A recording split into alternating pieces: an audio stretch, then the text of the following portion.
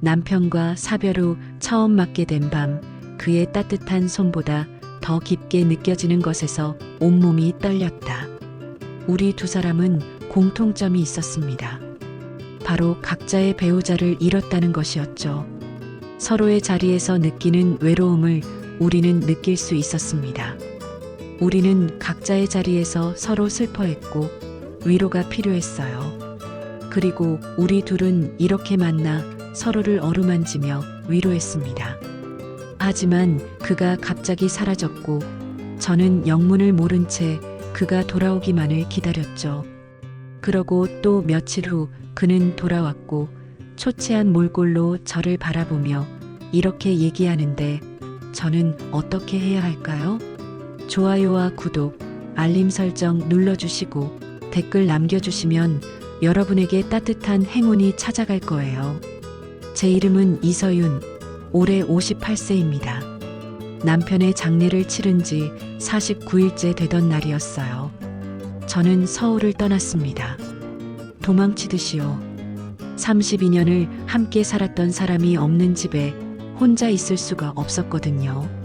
매일 밤 그 사람이 앉던 소파를 바라보고 있으면 가슴이 답답해서 숨을 쉴 수가 없었습니다. 그래서 가방 하나만 들고 무작정 기차를 탔죠. 강원도 평창까지 가는 길, 창밖으로 보이는 산들이 점점 높아질수록 마음이 조금씩 편해지는 것 같았어요. 아무도 저를 모르는 곳, 그 사람과의 추억이 없는 곳으로 가고 싶었거든요. 인터넷에서 대충 찾아본 민박집 하나. 전화를 걸었을 때 나온 목소리가 참 낮고 조용했습니다. 안녕하세요. 민박 예약하고 싶은데요. 며칠 머무실 예정이신가요? 아직 모르겠어요. 일주일 정도? 전화 너머로 잠깐 침묵이 흘렀어요. 그러더니 그분이 조용히 말했습니다. 괜찮습니다. 언제든 오세요. 민박집에 도착했을 때 문을 열어준 분이 바로 그 목소리의 주인이었어요. 정태원이라고 자기소개를 하더군요. 64세라고 했는데 생각보다 키가 크고 어깨가 넓었습니다. 하지만 눈빛이 참 조용했어요. 마치 오래된 연못 같은 느낌이었죠. 이서윤입니다. 잘 부탁드려요. 네, 이쪽으로 오세요. 태원 씨가 안내해준 방은 생각보다 깔끔했습니다. 하지만 뭔가 이상했어요. 민박집 치고는 너무 조용하고 다른 손님들 기척이 전혀 느껴지지 않았거든요. 다른 손님들은 안 계세요? 요즘은 많이 오지 않아요. 태원 씨의 대답이 짧았어요. 더 묻고 싶었지만 왠지 물어보면 안 될 것 같은 분위기였습니다. 방에 짐을 풀고 나서 창문을 열었을 때 찬바람이 확 들어왔어요. 11월 초의 강원도는 서울보다 훨씬 추웠습니다. 하지만 그 차가운 공기가 오히려 좋았어요. 가슴속 답답함이 조금이나마 뚫리는 것 같았거든요. 저녁 때가 되니 태원 씨가 문을 두드렸습니다. 식사 어떻게 하실 건가요? 근처에 식당이 몇 개 있긴 한데. 아, 괜찮아요. 편의점에서 뭐라도 사 먹을게요. 그럴 필요 없어요. 제가 간단히라도 차려드릴게요. 사실 혼자 밥 먹는 게 무서워서 편의점 도시락으로 때우려던 참이었는데 태원 씨의 제안이 고마웠습니다. 거실로 나가니 이미 밥상이 차려져 있었어요. 된장찌개, 김치, 계란말이. 정말 소박한 밥상이었지만 뭔가 정성이 느껴졌습니다. 감사해요. 이렇게까지 해주실 필요 없었는데. 아니에요. 저도 혼자 먹기 그래서요. 그 한마디에 뭔가 묘한 기분이 들었어요. 이 사람도 나처럼 혼자구나 싶었거든요. 하지만 더 자세히 묻진 않았습니다. 서로의 사정을 캐묻기엔 아직 낯선 사이였으니까요. 밥을 먹으면서 창밖을 바라봤어요. 어둠이 내리고 있었고 멀리 산 능선이 검게 보였습니다. 서울에서는 볼 수 없던 고요함이었죠. 그날 밤 침대에 누워서 천장을 바라보고 있었는데 눈물이 났어요. 하지만 서울에서 울 때와는 달랐습니다. 그때는 외롭고 무서워서 우는 거였다면 이날은 왠지 마음이 조금 편해져서 우는 것 같았어요.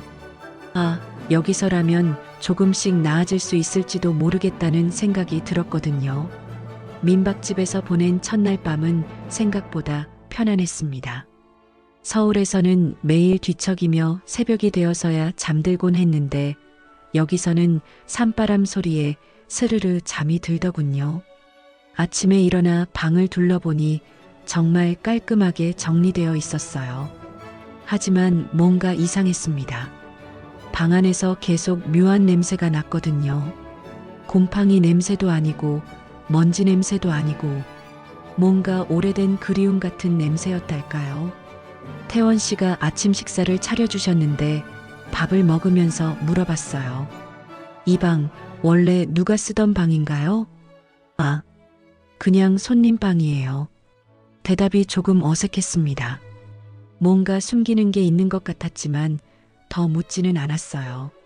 식사 후 방으로 돌아와서 짐을 정리하기 시작했습니다. 옷을 개서 장에 넣고 세면도구를 화장대 위에 놓으려는데 화장대 서랍이 조금 열려 있더군요. 서랍을 열어보니 비어 있었어요. 하지만 맨 아래 서랍을 열었을 때는 깜짝 놀랐습니다. 구석진 곳에 편지 한 통이 있었거든요. 편지 봉투는 누렇게 바랬고 모서리가 해져 있었어요. 누군가 몇 번이고 만져본 것 같았습니다. 혹시 남의 개인적인 물건은 아닐까 망설였지만 호기심을 참을 수가 없었어요. 편지를 꺼내 펼쳐보니 연필로 쓴 글씨였습니다. 글씨체가 참 단정하고 정성스러웠어요. 여자분이 쓴 것 같았는데 첫 줄을 읽는 순간 가슴이 확 내려앉았습니다. 여보, 혹시 내가 먼저 떠나게 되면 제발 이 집은 지켜줘요. 손이 떨렸어요. 계속 읽어 내려갔습니다. 우리 처음 만난 곳이 여기잖아. 나는 이 집이 당신 같았거든. 따뜻하고 든든하고 여기 있으면 안전한 것 같았어. 그러니까 여기 당신이 있어줘요. 내가 없어도. 편지 뒷면에는 더 작은 글씨로 이렇게 적혀 있었습니다. 태원아, 사랑해. 미안해. 그 순간 모든 게 이해됐어요. 왜 태원 씨가 그렇게 조용한 눈빛을 하고 있었는지, 왜 이 집에 다른 손님이 없는지, 왜 방에서 이런 슬픈 냄새가 나는지. 편지를 다시 접어서 원래 자리에 넣어두었습니다. 남의 아픈 추억을 건드리고 싶지 않았거든요. 하지만 마음이 복잡했어요. 그 여자분이 얼마나 태원 씨를 사랑했을까 생각하니까 가슴이 먹먹해졌습니다. 그리고 동시에 남편 생각이 났어요. 남편도 저를 그렇게 사랑해줬는데 저는 제대로 표현하지 못했던 것 같아서요. 점심때가 되어 거실로 나갔는데 태원 씨가 혼자 밥을 드시고 계시더군요. 제가 나타나자 깜짝 놀라는 표정을 지었어요. 아, 드세요. 제 것도 있어요. 고맙습니다.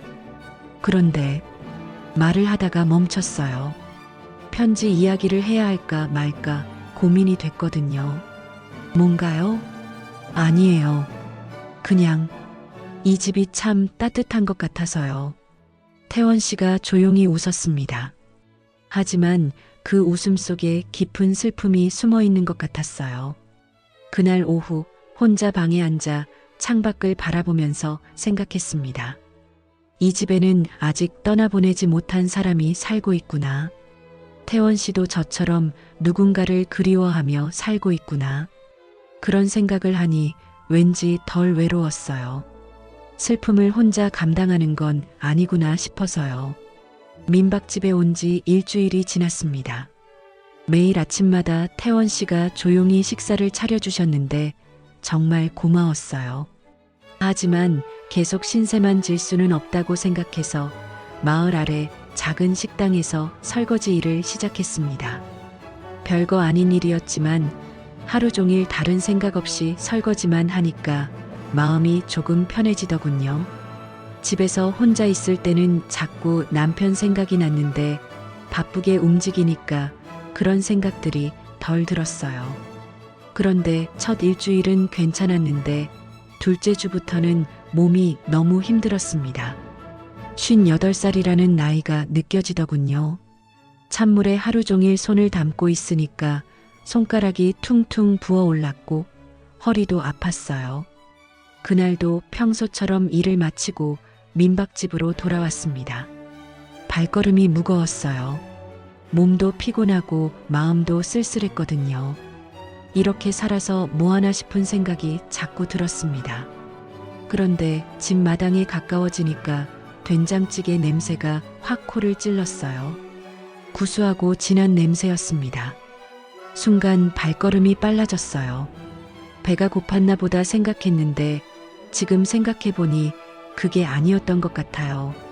누군가 저를 기다려주고 있다는 느낌이 좋았던 거죠. 마당에 들어서니 태원 씨가 평상에 밥상을 차려놓고 있었습니다. 어서 오세요. 피곤하셨죠? 네. 근데 이렇게 또 차려주시면 어떻게 해요? 혼자 먹기 그래서요. 같이 드세요. 태원 씨의 말투가 참 담담했어요. 하지만 그 말 속에서 외로움이 느껴졌습니다.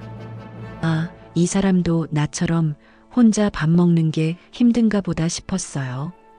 평상에 마주 앉아 밥을 먹기 시작했습니다. 된장찌개가 정말 맛있었어요. 집에서 끓인 된장찌개 특유의 깊은 맛이 났거든요. 한 숟갈 떠서 입에 넣는 순간 목이 확 메었습니다. 남편이 살아있을 때도 된장찌개를 자주 끓여줬는데 그때는 당연하게 생각했어요. 매일 나를 위해 밥을 해주는 사람이 있다는 것을요.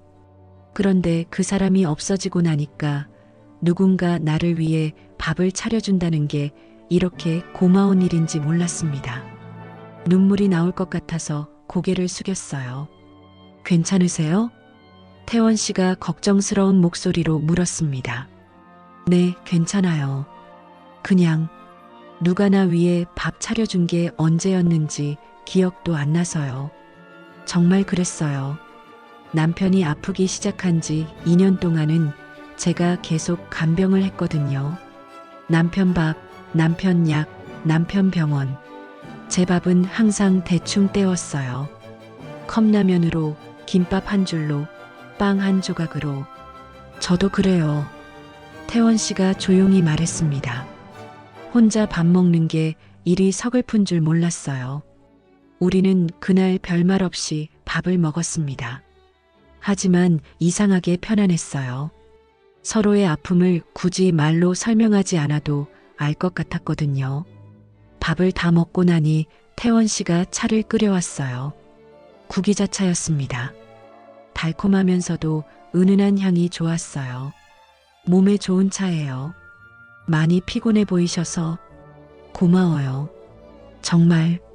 마당 평상에 앉아 따뜻한 차를 마시면서 하늘을 올려다봤습니다. 별이 참 많이 떠 있었어요. 서울에서는 볼 수 없던 별들이었습니다. 별이 많네요. 네, 여기는 밤하늘이 참 예뻐요. 태원 씨도 혼자 오래 사셨어요? 조심스럽게 물어봤습니다. 편지를 받지만 직접 듣고 싶었거든요. 3년 됐어요. 힘드셨겠어요. 처음엔 정말 힘들었어요. 지금도 가끔. 태원 씨의 목소리가 작아졌습니다. 더 묻지 않았어요. 서로의 상처를 건드릴 필요는 없으니까요. 그날 밤 방으로 들어가면서 생각했습니다. 오늘 된장찌개 한 그릇에 제가 무너져 버렸구나. 하지만 나쁘지 않았어요. 가끔은 무너져도 괜찮은 것 같았거든요. 혼자가 아니니까요. 11월도 중순이 지나니 강원도 날씨가 정말 추워졌습니다. 특히 밤에는 바람이 살을 애는 듯 차가웠어요. 그날도 일을 마치고 돌아와서 마당에 앉아 있는데 찬바람이 불어와 몸이 움츠려 들었습니다. 추우시겠네요. 태원 씨가 저를 보더니 조용히 말했어요. 그러고는 창고 쪽으로 사라졌다가 코트 하나를 들고 왔습니다. 이거라도 입으세요. 코트를 받아들면서 깜짝 놀랐어요. 여성용 코트였거든요. 베이지색의 부드러운 소재로 된 참 우아한 코트였습니다. 하지만 입어도 되는 건지 망설여졌어요. 괜찮아요? 네, 입으세요. 태원 씨의 표정이 조금 어색해 보였지만 추위에 떨고 있는 저를 그냥 둘 수는 없었나 봐요. 코트를 걸치는 순간 희미한 향수 냄새가 났어요. 플로럴 계열의 부드럽고 따뜻한 향이었습니다. 그 향을 맡는 순간 왠지 가슴이 먹먹해졌어요. 이 코트, 그분 거죠? 조심스럽게 물어봤습니다. 태원 씨가 놀란 듯 저를 바라보더니 천천히 고개를 끄덕였어요. 향수 냄새가 아직 남아있네요. 따뜻한 사람이었나 봐요. 정말 그랬어요. 그 향수 냄새에서 뭔가 포근하고 다정한 느낌이 들었거든요. 아마 그분이 그런 성격이었을 거라는 생각이 들었습니다. 태원 씨는 아무 말 없이 고개만 끄덕였어요. 하지만 그 눈빛에서 그리움이 느껴졌습니다. 죄송해요. 괜히 이상한 소리를. 아니에요. 맞아요. 정말 따뜻한 사람이었어요. 태원 씨의 목소리가 작아졌습니다. 더 말하기 힘들어하는 것 같아서 저도 입을 다물었어요. 잠시 후 태원 씨가 맥주 2캔을 가져왔습니다. 한잔 하실래요? 오늘 좀 쌀쌀해서. 좋아요. 평상에 나란히 앉아 맥주를 마시기 시작했어요. 달이 참 밝았습니다. 구름 한 점 없는 하늘에 둥근 달이 떠 있어서 마당 전체가 은은하게 밝았어요. 코트를 입고 있으니 따뜻했지만 동시에 묘한 기분이었습니다. 다른 여자의 옷을 입고 있다는 게 조금 어색했거든요. 하지만 그 코트가 주는 따뜻함이 좋았어요. 마치 누군가 저를 안아주고 있는 것 같았습니다. 이런 밤에는 혼자 있기 싫어요. 맥주를 조금 마시고 나니 솔직한 말이 나왔어요. 저도요. 태원 씨도 담담하게 대답했습니다. 특히 달 밝은 밤에는 더 그래요. 왜 그럴까요? 글쎄요. 달빛이 너무 예뻐서 누군가와 함께 봐야 할 것 같아서 그런가 봐요. 맞는 말이었어요. 이렇게 아름다운 밤을 혼자 보내기엔 너무 아까웠거든요. 맥주를 마시면서 이런저런 이야기를 했습니다. 태원 씨의 어린 시절 이야기, 제가 서울에서 살던 이야기, 깊은 얘기는 아니었지만 편안했어요. 그런데 맥주캔을 내려놓으려다가 실수로 태원 씨의 손과 스쳤습니다. 아주 잠깐, 정말 스치듯 스쳤을 뿐인데 깜짝 놀랐어요. 따뜻했거든요. 남편이 죽은 후 처음 느껴보는 다른 사람의 체온이었습니다. 태원 씨도 놀란 듯 손을 움직였지만 완전히 떼지는 않았어요. 저도 그대로 있었습니다. 어색했지만 나쁘지 않았거든요. 그 순간 가슴이 두근거렸어요. 죄책감과 함께요. 남편이 죽은 지 몇 달도 안 됐는데 다른 남자의 체온에 설레는 제가 이상했습니다. 하지만 동시에 너무 오랫동안 잊고 살았던 감정이기도 했어요. 죄송해요. 태원 씨가 먼저 손을 빼며 사과했습니다. 아니에요. 괜찮아요. 정말 괜찮았어요. 아니, 괜찮다는 표현이 맞나 싶을 정도로 복잡한 기분이었지만요.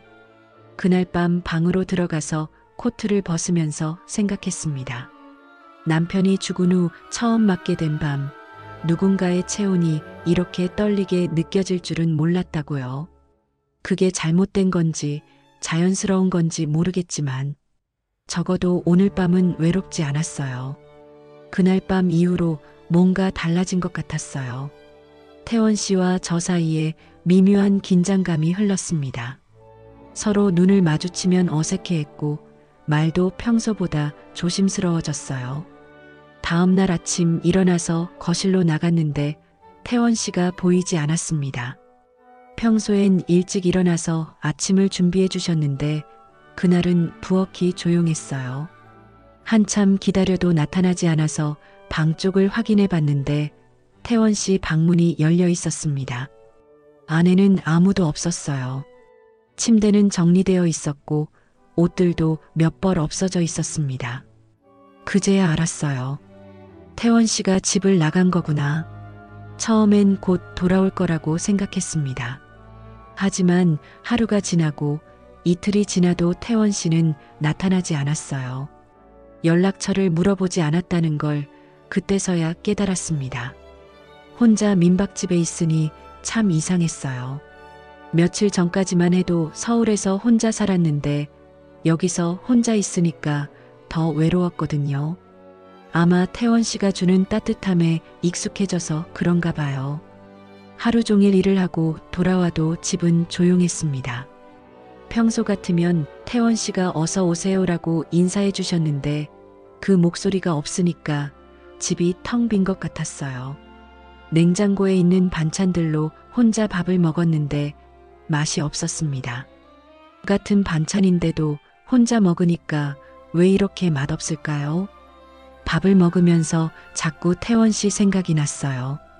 저 때문에 나간 건 아닐까 하는 생각도 들었습니다. 어젯밤 손이 스쳤을 때 제가 별다른 반응을 안 해서 부담스러웠을 수도 있겠다 싶었거든요. 혼자 있으면서 민박집 구석구석을 유심히 보게 됐어요. 거실 한쪽 벽에는 사진들이 걸려 있었는데 대부분 태원 씨와 한 여자분이 함께 찍은 사진들이었습니다. 그 여자분이 정말 예뻤어요.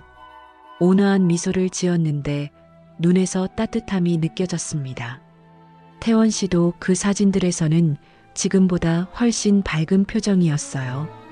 부엌에는 커플 컵이 있었고 냉장고에는 둘이 함께 찍은 폴라로이드 사진이 붙어 있었습니다. 화장대에 놓인 작은 액자에는 손을 꼭 잡고 웃고 있는 사진도 있었고요. 모든 게 그들의 사랑을 말해주고 있었어요. 얼마나 행복했을까 싶었습니다. 그리고 그 행복을 잃은 태원 씨의 마음이 어떨지도 조금 이해가 됐어요. 사흘째 되던 날 저녁 일을 마치고 돌아오는데 민박집에 불이 켜져 있었습니다. 가슴이 뛰었어요. 태원 씨가 돌아온 거구나 싶어서요. 현관문을 열고 들어가니 태원 씨가 거실에 앉아 있었어요. 하지만 모습이 많이 달라져 있었습니다. 얼굴이 초췌해져 있었고 눈이 많이 부어 있었어요. 어서 오세요. 태원 씨가 평소와 같은 인사를 했지만 목소리에 힘이 없었습니다. 어디 다녀오셨어요? 걱정했어요. 죄송해요. 갑자기 나가서. 괜찮아요. 무슨 일 있으셨던 거예요? 태원 씨는 한참 말없이 있다가 천천히 입을 열었어요. 오늘 그 사람 유품을 정리했어요. 아, 그래서 그렇게 힘들어하는구나 싶었습니다. 3년 동안 못 건드렸던 건데 오늘 용기를 내서 정리했어요. 옷이며 화장품이며 편지들까지. 태원 씨의 목소리가 떨렸어요. 집을 떠날까도 했는데 아직은 모르겠어요. 여기 있으면 자꾸 그 사람 생각이 나서 힘들지만 떠나면 정말 끝인 것 같아서요. 그 말을 듣고 있으니 가슴이 아팠어요. 저도 남편을 떠나보낸 입장이라 그 마음을 이해할 수 있었거든요. 조용히 태원 씨 옆에 앉아서 그의 손을 잡았습니다. 차가웠어요. 혼자 보내는 건 너무 외로운 일이잖아요. 정말 그랬어요. 사랑하는 사람을 혼자 보내는 건 너무 힘든 일이었습니다. 저도 그랬거든요. 남편 보내고 나서 혼자 있기가 너무 무서웠어요. 그래서 여기까지 도망 온 거고요. 태원 씨가 저를 바라봤어요. 그 눈빛에서 깊은 슬픔과 함께 고마움도 느껴졌습니다. 같이 있어도 될까요? 조금만요. 네, 그래요. 그날 밤 우리는 아무 말 없이 거실에서 차를 마셨습니다. 서로의 슬픔을 위로할 수는 없었지만 혼자가 아니라는 것만으로도 조금 나았어요. 며칠 후 태원 씨가 조금씩 예전 모습을 되찾아갔습니다. 여전히 슬픔이 눈에서 보였지만 적어도 말은 다시 하기 시작했어요. 저도 그가 돌아온 게 정말 다행이라고 생각했습니다. 그날 저녁 평소처럼 함께 차를 마시고 있었는데 태원 씨가 조용히 말했어요. 서윤 씨도 많이 힘드셨겠어요. 혼자 감당하기엔. 괜찮아요. 이제 많이 나아졌어요. 거짓말이었습니다. 아직도 밤마다 남편 생각에 잠들지 못하는 날이 많았거든요. 정말요? 가끔 울고 계신 소리가 들렸는데 깜짝 놀랐어요. 제가 우는 소리가 들렸다니요. 항상 조용히 울려고 노력했는데 들켰나 보네요. 아, 죄송해요. 시끄럽게 해서. 아니에요. 저도 그래요. 가끔 참을 수 없을 때가 있어요. 태원 씨도 혼자 울 때가 있구나 싶었어요. 그러고 보니 가끔 새벽에 거실에서 작은 소리가 들렸었는데 그게 태원 씨였나 봅니다. 그때 문득 생각이 났어요. 남편이 남긴 음성 메시지 말이에요. 아직 한 번밖에 듣지 못했던 그 메시지요. 태원 씨, 제가 들려드리고 싶은 게 있어요.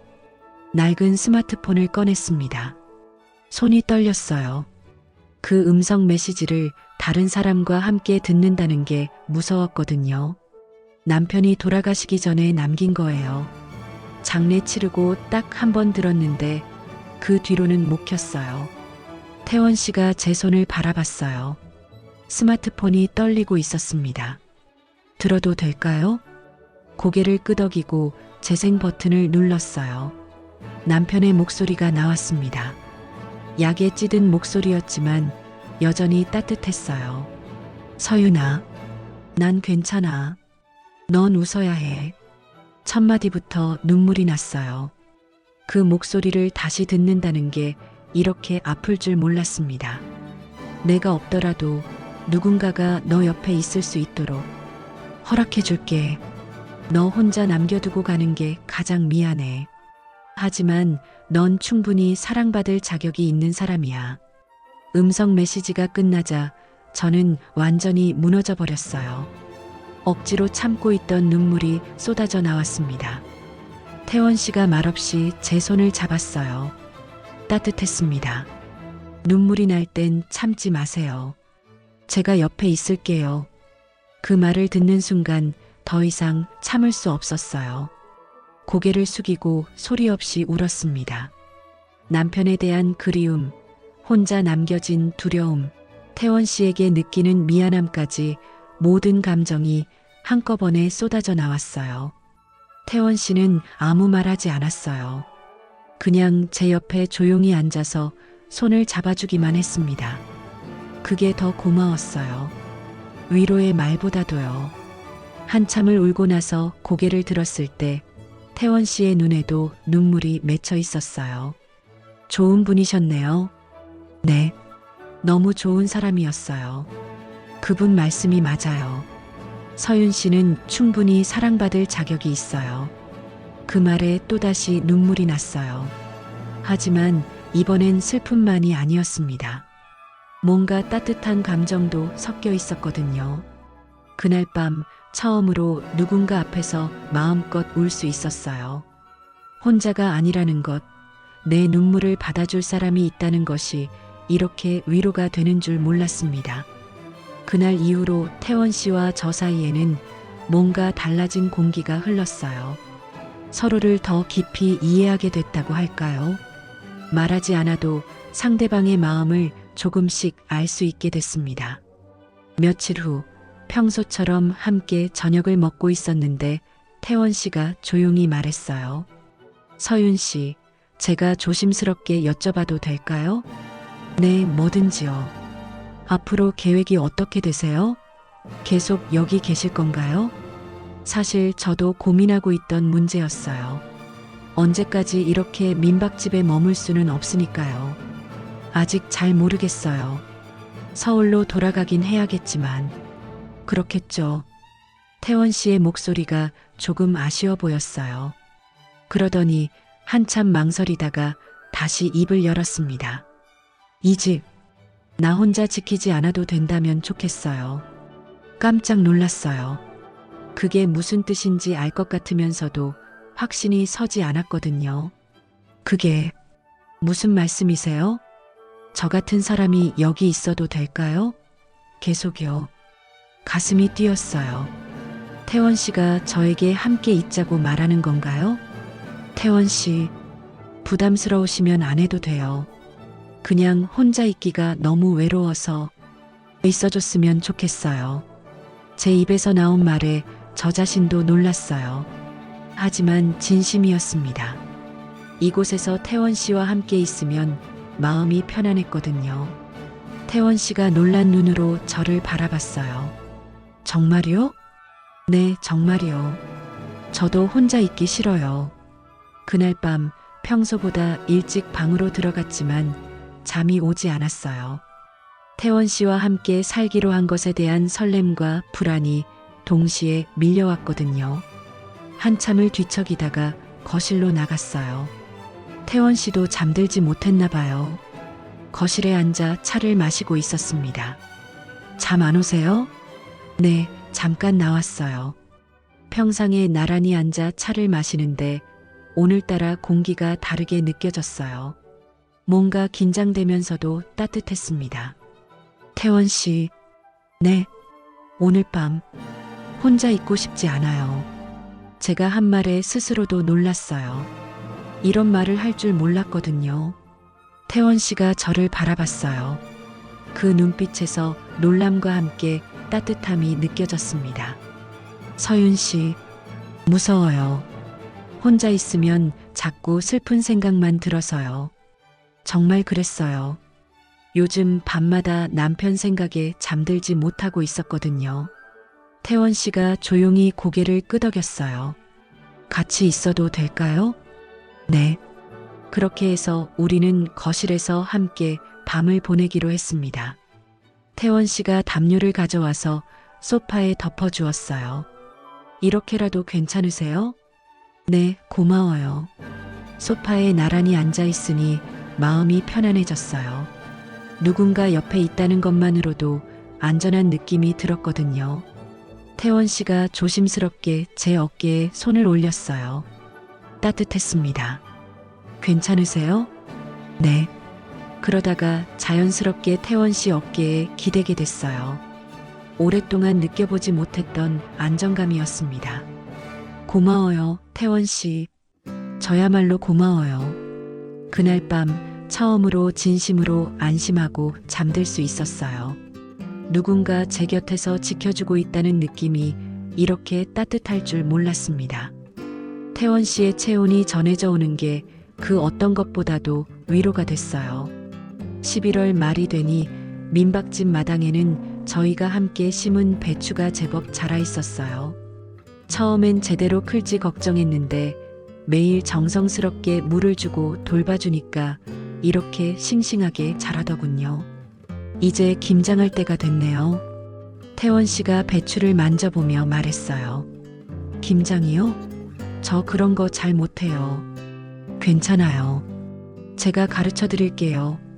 태원 씨와 함께 장을 보러 갔습니다. 고춧가루, 젓갈, 마늘, 김장에 필요한 재료들을 하나하나 고르면서 마치 진짜 부부가 된 것 같은 기분이 들었어요. 김장하는 날 마당에서 큰 대야에 배추를 절이는 모습을 보니 옛날 어머니 생각이 났습니다. 어렸을 때는 김장이 그저 번거로운 일이라고 생각했는데 지금 해보니 이런 정성이 필요한 일이었구나 싶었어요. 이렇게 하는 거예요. 태원 씨가 제 손을 잡고 김치 양념을 버무리는 법을 가르쳐 줬어요. 그의 손이 따뜻했습니다. 이제는 그 따뜻함이 자연스럽게 느껴졌어요. 김장을 마치고 나니 오후가 다 지나갔더군요. 함께 만든 김치를 맛보면서 뿌듯했어요. 맛있네요. 정말요? 처음 해본 건데. 네, 정말 맛있어요.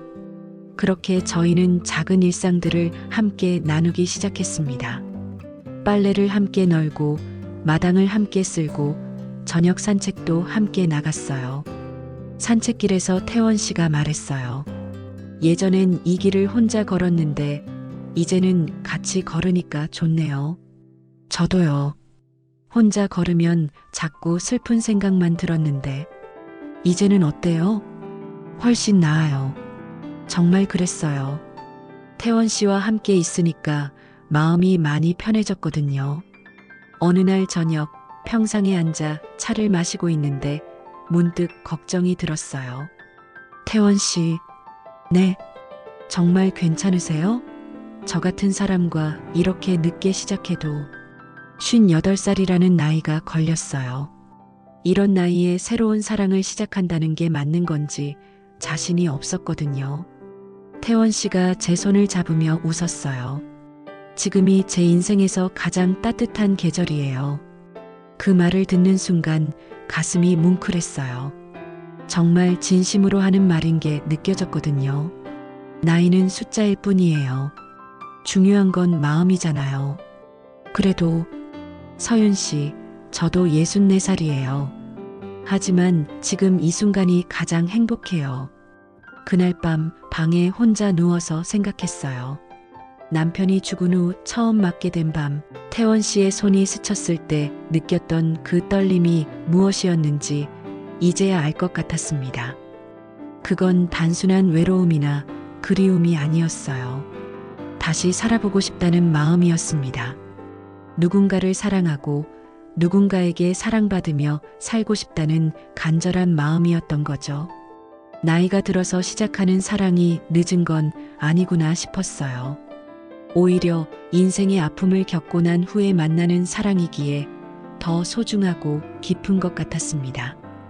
창밖으로 보이는 겨울 하늘을 바라보면서 다짐했어요. 이제 정말 새로운 인생을 시작해보자고. 늦었다고 생각하지 말고 지금부터라도 행복하게 살아보자고요.